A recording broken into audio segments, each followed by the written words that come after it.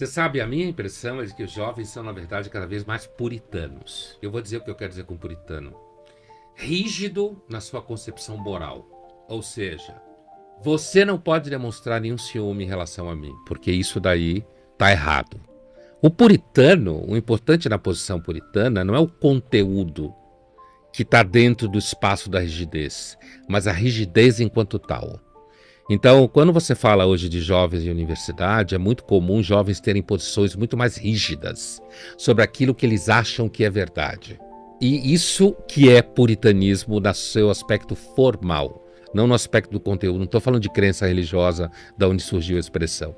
Então, a minha sensação é de que, primeiro, a gente não pode garantir que isso vai ficar para sempre, porque, por exemplo, se você tiver uma crise importante no modo de produção capitalista que a gente vive hoje, isso tudo pode acabar, né? Se você acabasse essa riqueza toda que tem no mundo e a gente tivesse uma destruição institucional significativa, é possível que os homens voltassem a se matar, as mulheres a morrer de parto. Isso tudo está sustentado numa enorme riqueza material.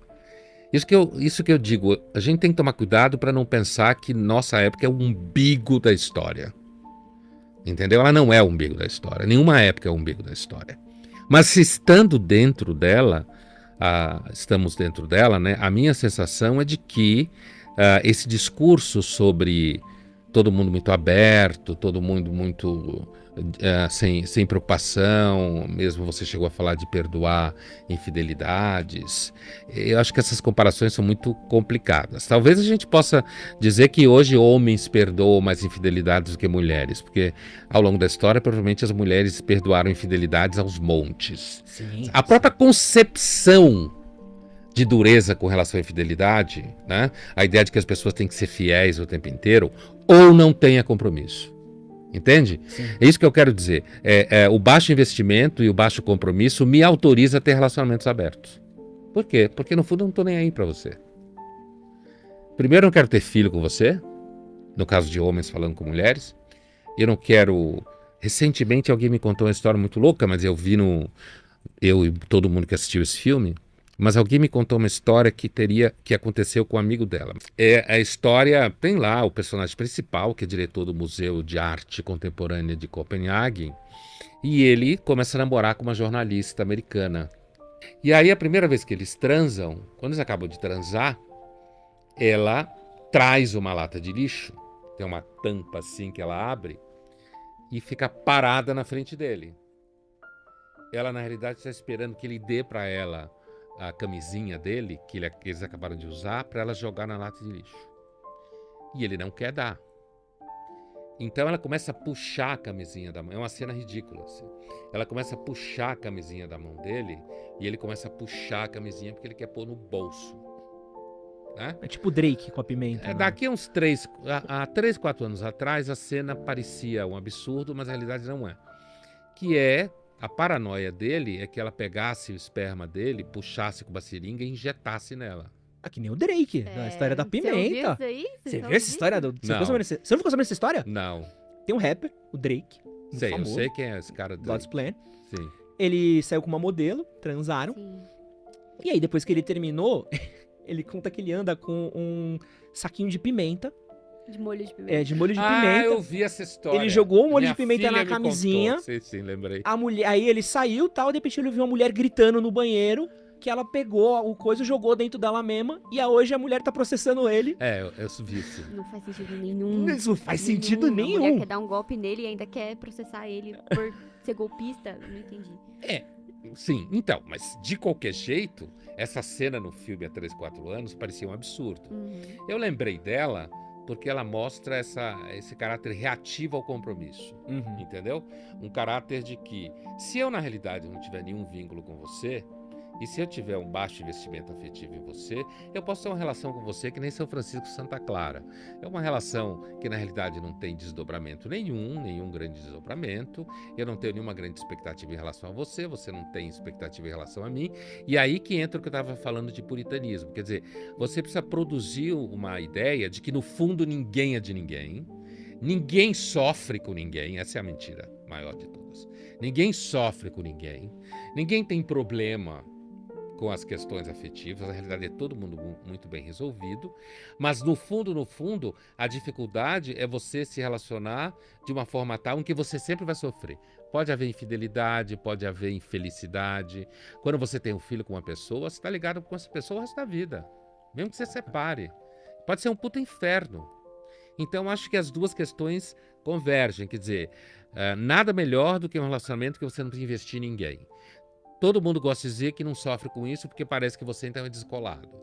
Ao mesmo tempo, o que você lembrou, esse sintoma de não querer ter filho, que na realidade está diretamente ligado à entrada da mulher no mercado de trabalho. Uhum. Filho atrapalha a vida profissional da mulher, né? E aí ela não quer ter filho, o cara também não quer ter, porque se tiver filho com ela e separar, ele vai ter aquele pepino no resto da vida. Então, converge.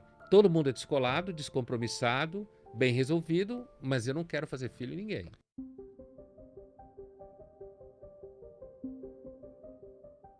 As experiências com as mídias sociais, elas são bem tipicamente humanas e são ambivalentes e são perigosas, né? Eu costumo, inclusive, dizer que quando você é uma pessoa que tem vida pública, tem que tomar muito cuidado com mídias sociais, né? Porque se você coloca a sua vida privada nas mídias sociais, o risco de haver contaminação é muito grande. Por quê? Porque as mídias sociais elas são uma enorme ferramenta de promiscuidade. Quando eu falo promiscuidade, não estou falando moralmente, não.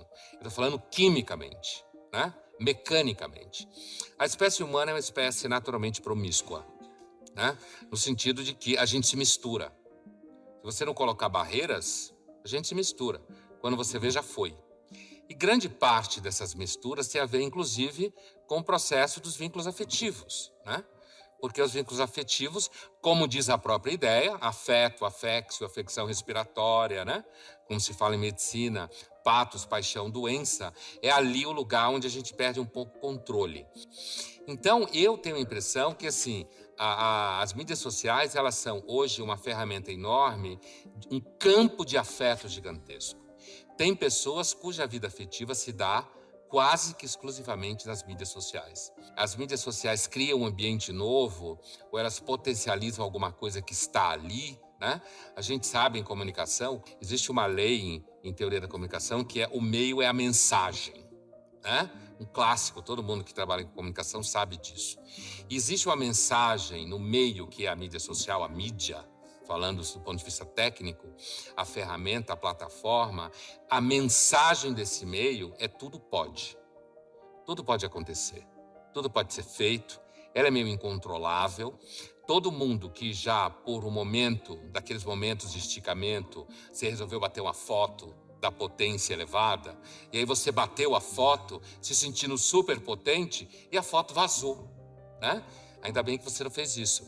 E aí quando vaza, nunca mais saiu das mídias sociais.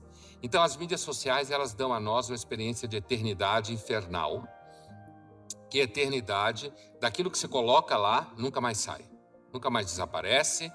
Por mais que você queira tirar, você não consegue tirar. E isso, muitas vezes, produz nas pessoas uma sensação de perda de privacidade. Eu não acho que as mídias sociais, enquanto tais, elas criaram uma realidade afetiva que não existia.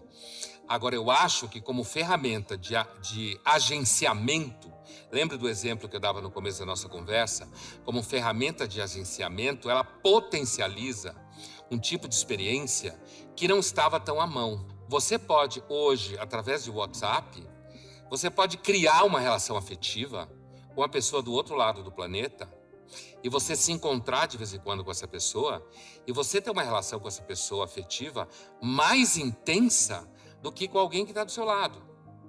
E é interessante porque a própria distância física, mediada pela conversa no WhatsApp, parece criar uma câmara de eco, como se fala em estudos de mídias sociais, afetiva.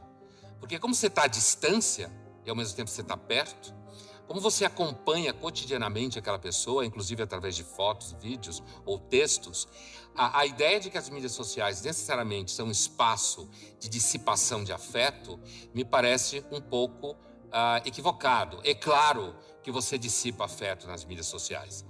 Você dissipa afeto no sentido de que você produz mentiras sobre você, que é uma plataforma que serve muito ao narcisismo, que você cria vidas que não existem, né? Através de uma criação de personagens ali no mundinho que vai ser reproduzido nas mídias sociais, mas indiscutivelmente elas como ferramenta, elas entram na vida afetiva e elas ampliam a potência do afeto nesse sentido. Porque você pode, muitas pessoas tiveram essa experiência, você pode conhecer alguém de um lugar distante, você estabelecer um vínculo afetivo forte, as redes, no caso, as ferramentas de redes, você estabelecer e ampliar esse vínculo, produzir encontros físicos reais a partir daí, voltar para os encontros mediados pelas mídias sociais e, no entanto, essa experiência ela será absolutamente verdadeira. Então, assim, as mídias sociais é alguma coisa que você deve manter uma certa distância com elas, né? Quando você cola muito nelas, no sentido social da palavra, ou seja, você depende delas para tudo, você coloca a sua vida inteira nelas, você não espera o momento de estar nelas, você está desenvolvendo, me parece, uma forma de paixão triste, no sentido que ela vai acabar sugando sua vida real e você vai acabar tendo uma experiência de vida que é completamente fora da possibilidade de vínculos concretos. Então, veja que eu falei duas coisas aqui que aparentemente podem ser opostas, mas elas não são.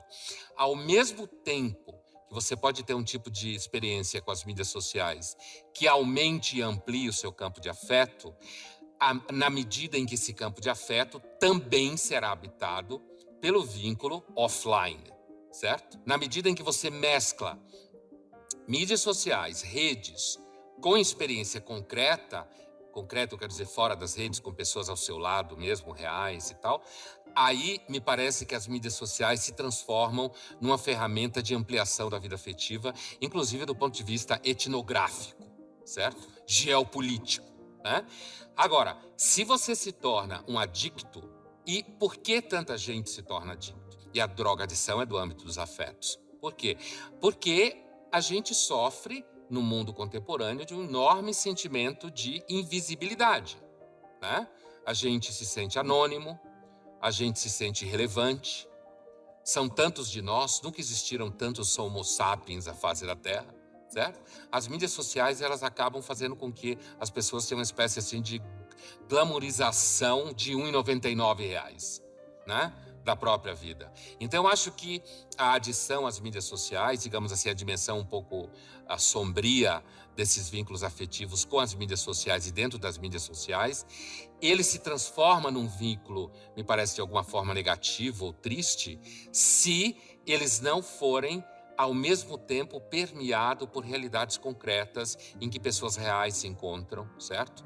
E nessa medida você tem aí, me parece, uma verdadeira função social das mídias sociais, que é fazer pessoas que não se encontrariam se encontrarem ou conviverem mesmo que à distância, né?